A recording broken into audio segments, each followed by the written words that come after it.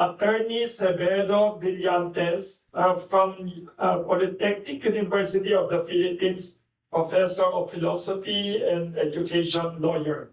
Welcome. Magandang hapon po. Bakit po tayo nandito at gulat na gulat? Dahil may bagong palang panukalang GE curriculum ang chair na ngayon lang natin nakita at nabasa. Kaya paano sasabihin na tayo'y kinonsulta? Pero unang-una, the law requires that in crafting a harmonized basic and tertiary curricula, and I am referring to RA 10533, which is the K-12 law. Sa pagbubuo mismo pa ng curriculum, itinatadhana ng batas that it should be undertaken in consultation with private and public school associations, the national student organizations, the national teachers organizations, parents, teachers associations affecting their concerns. Kaya yung proseso mismo ay mali. Ang proseso mismo ay tahasang lumalabag sa batas. Kaya ang dapat na gawin dito sa memo na ito ay ibasura at tumupad sa tinatadhana ng batas na sa pagbubuo ng panukalang GE curriculum ay nandoon na mismo ang mga stakeholders, ang mga guro, mga estudyante at mga magulang na dapat kinokonsulta. Narinig ko yung abogado, sabi niya, based on facts. Ano ba yung facts? Ano ba talagang nangyari? Tinanggal ang ethics, tinanggal ang art appreciation, yung understanding the self at contemporary world. At ano ang epekto ng pagtanggal na yan? Nabanggit ni Professor Tadle no, na nauulit-ulit ang nangyari nung ipinatupad ang K-12 na the GE curriculum was significantly reduced. And this is what we said, even objecting to K-12, it will inevitably and necessarily result in the massive displacement of college teachers in the hundreds and thousands, violative of the constitutional mandate of the state to afford full protection to labor, particularly their constitutionally guaranteed right to security of tenure. Ang malungkot kasi, unang tinanggal na ang lohika. At kung nag-aral lang sana ng lohika, makikita natin na walang lohika rito. Tingnan nyo yung rationale. Anong sabi nila? Tinanggal talaga ang ethics eh. Anong rationale nila? Duplication na lang daw ito dahil integrated na ito sa senior high school.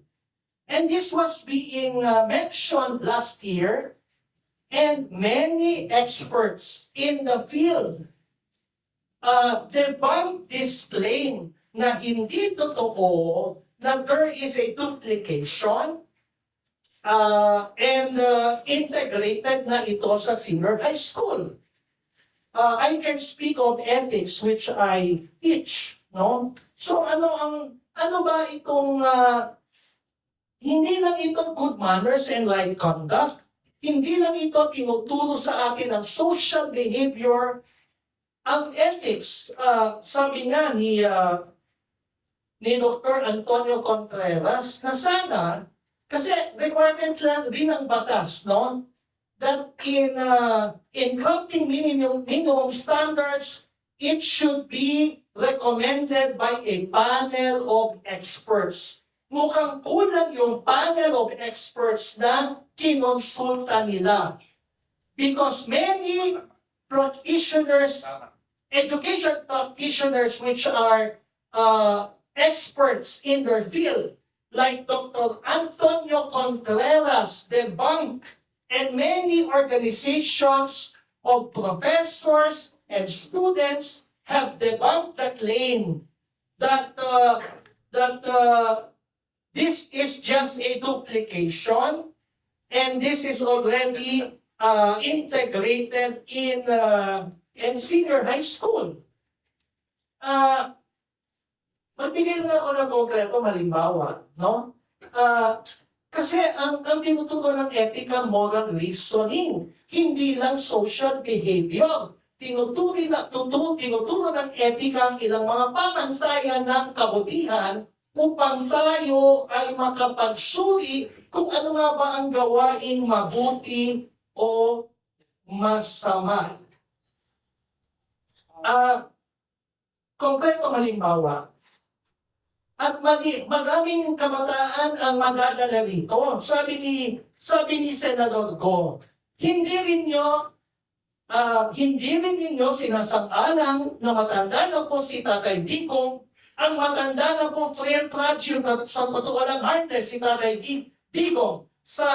For humanitarian consideration, sinong lolo at lola natin ang ginagalang at inalagaan natin?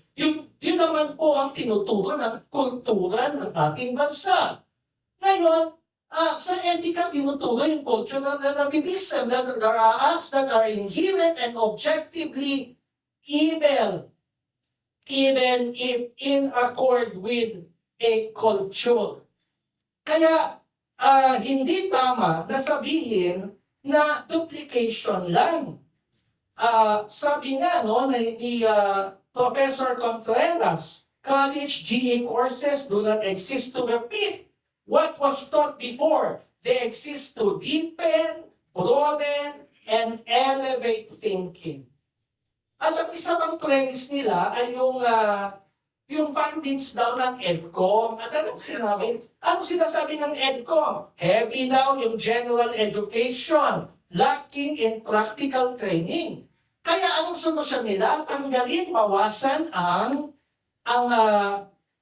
GE courses. Pero dito mismo, nabanggit din ni Professor Contreras, ano ang filosofiya sa likod nito? A purely instrumental view of education that sees college as a place solely for producing laborers and not whole persons. But this is not the philosophy embodied in our laws. Kung titignan natin ang Education Act of 1982, ano ang sinasabi nito? Educational system should provide a broad general education that will assist each individual to attain his full potential as a human being, conducive to his full development as a person with dignity. So makikita natin na may filosofiya mismo sa likod ng batas.